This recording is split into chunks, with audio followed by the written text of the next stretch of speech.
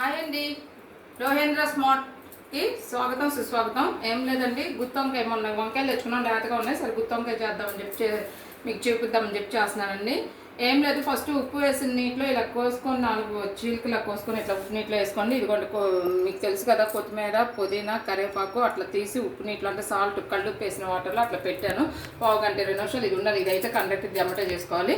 ఏం లేదు, ఇదిగోండి ఇంత అల్లము ఒక చిన్నపాయలు అనుకోండి, ఒకటి వేసేసుకోండి.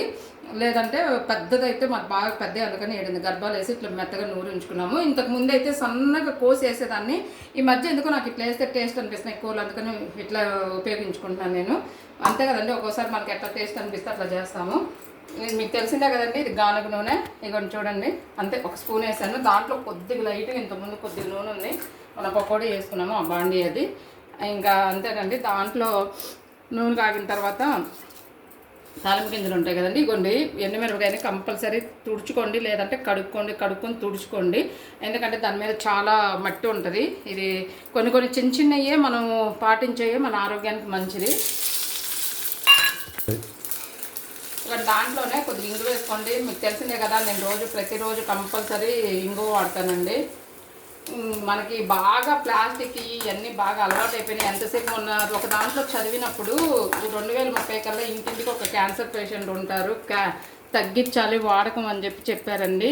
కానీ మన భాగం అయిపోతుంది. ఇదిగోండి, ఇది నూరుకున్నాం కదా, దీన్ని కూడా ఇట్లా వేసేయండి. ఇది ముందు ఏమంటే నూనెలో ఏగితే చాలా టేస్ట్ అనిపిస్తుంది కూరలో, అందుకని చెప్పి నేను ఇట్లా ముందు ఇట్లా వేసుకొని ఇది ఎర్రగా వేగాలి. ఇగోండి చూడండి, అసలు నూనె నాకు అనిపిస్తున్నాయి. అల్లం చిన్నపాయ వేసాం కదా, ఏగిపోయింది కదా, దాంట్లోనే ఈ 4 చీలికలు కోసుకొని ఉప్పు నీళ్ళు వేసుకున్నాం కదా, అది వేయండి. ఇప్పుడు ఎవరైనా నూనెలు ఎక్కువ వేసి చేస్తున్నారు కాబట్టి అవి కూరలు టేస్ట్గా ఉంటాయి అని అనిపిస్తుంది. కానీ ఇది నూనె తక్కువైంది కదా, బాగోమేమో అని మీరు అనుకుంటారేమో. అలా ఏమీ లేదు, గానుగ నూనె కాబట్టి మనం ఒక స్పూన్ వేసినా సరే చాలా టేస్ట్గా ఉంటున్నాయి. నమ్మినా నమ్మకపోయినా పచ్చి నిజము, ఎందుకంటే అబద్ధం చెప్పాల్సిన అవసరం లేదు. ఎప్పుడైనా ఒరిజినలే, డూప్లికేట్ ఊరికినే అనలేదు, ఊరికినే సామెతలు పుట్టలేదు ఎక్కడి నుంచి అయినా సరే. ఇంతేనండి. దీంట్లో ఏంటంటే పసుపు వేసుకోవాలి, కొద్దిగా ఉప్పు వేసుకుంటే ఏంటంటే ఆవిరి చుక్కలు పడి మగ్గుతుంది కదా, ఇప్పుడు వంకాయ మెత్తపడాలి కదా. పసుపు కూడా ఇంట్లోదే, నిన్న చెప్పాను కదా. ఈసారన్నా సరే సక్సెస్ చెయ్యండి వంటలు. అంటే ఇప్పుడు రోజు మనం ఇంట్లో ఒక్కొక్క రకంగా వండుకొని తింటాం కదా. ఇప్పుడు అంటే ఎక్కువ శాతము ఒక్కొక్కళ్ళ చేతి రుచి ఒక్కొక్కలాగా ఉంటుంది కాబట్టి అందరిది ఒకేలాగా ఉండదు. ఇప్పుడు ఒక్కొక్కళ్ళు ఒక రకంగా వండుతారు కదా. నేను వండే స్టైల్ మీకు చూపిస్తాను, మీకు నచ్చితే కనుక చేసుకోండి. చాలా వరకు బాగానే ఉంటాయి, బాగా అయితే ఉండవు. దీంట్లోనే లైట్గా ఉప్పు జల్లండి, ఎందుకంటే మగ్గాలి కదా, నూనె తక్కువ ఉంది కదా, ఆవిరి చుక్కలు పడి మగ్గాలి కాబట్టి. చూడండి, ఉప్పులు కూడా తక్కువే వాడండి, ఎందుకంటే హై బీపీలు అవి వస్తున్నాయి. ఎక్కువ శాతం అనారోగ్యాలు వచ్చేదే ఉప్పుల మూలాన. మేము ఉప్పు తక్కువైనా తింటాం కానీ ఎక్కువైతే అసలు తినలేము. మీరు చూడండి, ఆల్రెడీ ఇప్పుడే కదా నేను వేసాను, మీకు నూనె లేనట్టు అనిపించింది కదా, అప్పుడే చూడండి రంగు మారుతుంది. కావాలంటే వంకాయ ఇగో చూడండి, పైన నూనె మాత్రం చాలా బాగుందండి. ఇంకా ఇది ఉంది కదా, ఏది సన్ఫ్లవర్ ఆయిల్ గింజలు అయితే కేజీ 300, 3 కేజీలు తీసుకుంటే మాకు లీటర్ మాత్రమే 900 గ్రాములే వచ్చిందండి. కానీ అసలు అది చేసి ఒకసారి ఉప్మా చేశానండి. ఏం ఉప్మా అంటే గోధుమ ఉప్మా, నేతిలో తిన్నట్టు అంత టేస్ట్ ఉందండి. ఇంకా దీని మీద ఇంకా టేస్ట్ ఉన్నది. అదేంటంటే బజ్జీలు కానీ వాటికని వేసిన దానికి తొందరగా అయిపోయిందండి. అది అయిపోయిన తర్వాత ఇంక ఈ నూనె వాడుతున్నాను.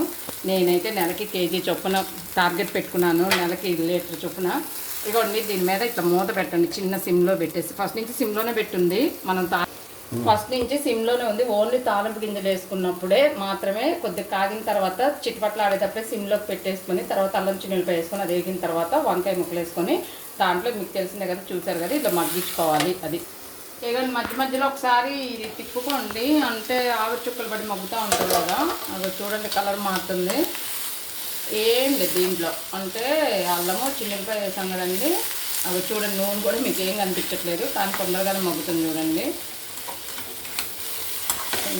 ఇలా మధ్యలో ఒక్కొక్కసారి అలా తిప్పుకొని మళ్ళీ మూత పెట్టేసుకోండి. ఇప్పుడు పక్కన దీంట్లోకి మనం మసాలా వేసుకుంటాం కదా, అంటే పొడి దానికి నా దగ్గర అయితే పుట్నాలు లేవు. పుట్నాలు ఉంటే అవి ఉపయోగించండి. ఇదిగోండి ఒక స్పూన్ కొద్దిగా పల్లీలు వేస్తున్నాను.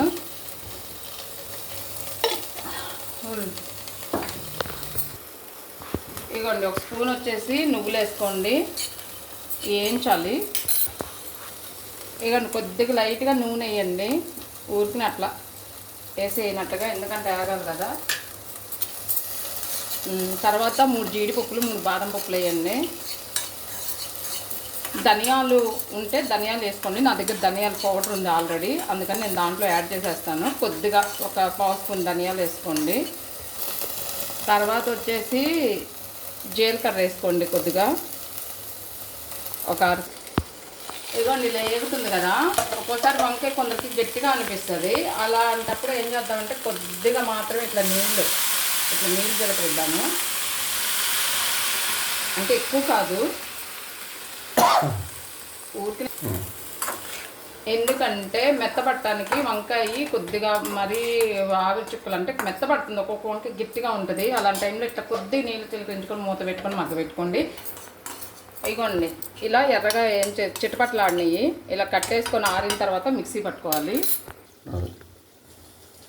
హలో, ఇప్పుడు ఇదేంటంటే నేను ఎక్కువ కరివేపాకు వేసానండి, అందుకని ఏం చేస్తానంటే దీన్ని కచ్చాపిచ్చిగా మిక్సీలో వేసేస్తాను.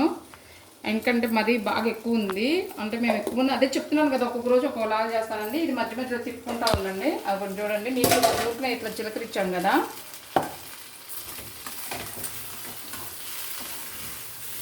చూడండి ఇంకేమీ అడిగేమి అంటలేదు. అంటే ఇప్పుడే దగ్గరికి నీళ్ళు ఇందాక మనం చిలకరిచ్చినవి కూడా లాగేసుకుంది, ముక్క మొత్తం మెత్తపడిపోయింది. ఇదిగోండి ఇలాగ కచ్చాపిచ్చిగా ఆకు వేసేసుకున్నా, ఎందుకంటే బాగా ఎక్కువ ఉంది కరివేపాకు. చేసుకోవచ్చు మన ఇష్టం, మీకు ఇష్టం లేదంటే స్కిప్ చేయండి. ఎందుకంటే మేము కొద్దిగా ఆరోగ్యపరంగా కూడా ఆలోచించుకుంటాం కాబట్టి అన్నీ ఎక్కువే వాడతాము. ఆరిపోయింది మొత్తం అంతా సిమ్లోనే కూర పెట్టుకోవాలండి, మన హైమన్ ఫ్లేమ్ ఏమీ అవసరం లేదు. ఇప్పుడు మళ్ళీ ఇది కొత్తిమీర కరివేపాకు పుదీనా దాంట్లో వేసి పెట్టాం కదండి, దాంట్లో కొద్దిగా నీరు వస్తుంది కాబట్టి మళ్ళీ మూత పెడితే మళ్ళీ అది ఒక నీరు వచ్చి మగ్గుతూ ఉంటుంది. అంతలోకి పొడి మసాలా మనం మిక్సీ పట్టుకుందాము. ఇదిగోండి ఇలా పొడి మసాలా వేసుకున్నాం కదా, అలా కొద్దిగా నలిగిన తర్వాత పెద్ద ఉల్లిపాయ ఒకటి కోసుకొని మిక్సీ పట్టుకోవాలి. మీరు ఎంతైతే కారం తింటారో దాన్ని బట్టి మీరు వేసుకోండి, అంటే ఒకళ్ళు ఎక్కువ తక్కువ తింటారు కదా, మేము మీడియంగా తింటాము. ఇది ఇంట్లో కొట్టించిందే ప్లెయిన్ కారం, మసాలా కారం కాదు, అంటే మీరు గొడ్డు కారం అలా అంటాం కదా అది,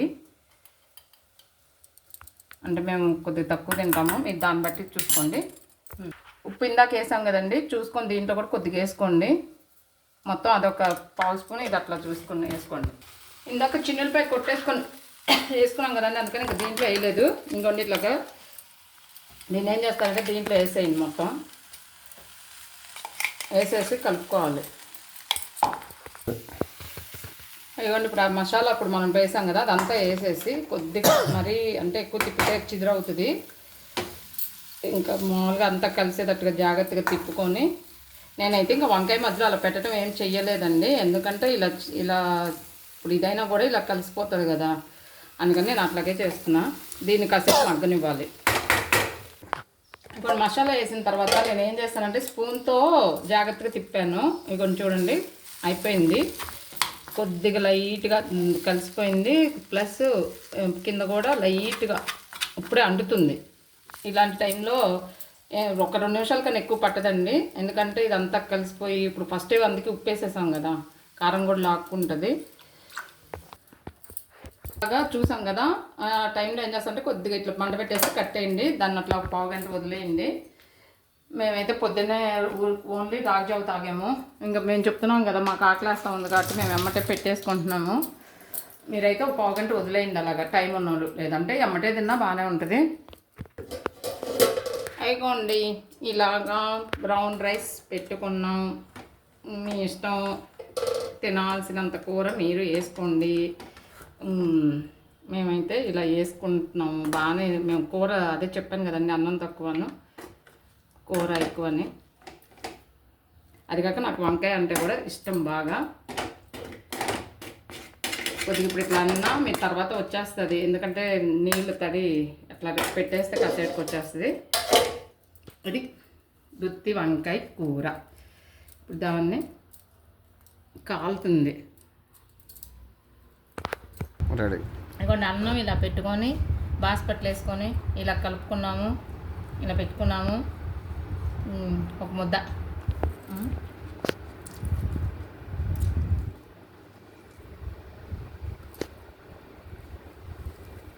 వంకాయ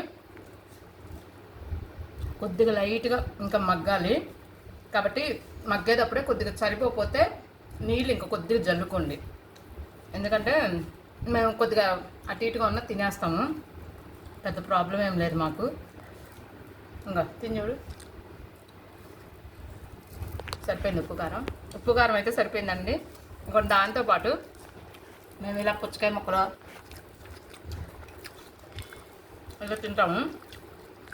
మన బిర్యానీ తిని చచ్చిపోయారు అన్నారు కదండి, మేము బిర్యానీతో పాటు కూడా పుచ్చకాయ తింటాం. మరి అంటే మేము ఏది తిన్నా లిమిట్గా తింటాం కాబట్టి పెద్ద ఇబ్బంది ఉండదు. రాత్రిపూట అసలు నేను తినను, అందుకని ఇబ్బంది ఏం లేదు. అలాగే మీకు నచ్చితే సబ్స్క్రైబ్ చేయండి, షేర్ చేయండి, లైక్ చేయండి. చాలా బాగుంది కూర, చూసుకొని ఒకసారి వండుకోండి. సరేనండి, బాయ్ బాయ్.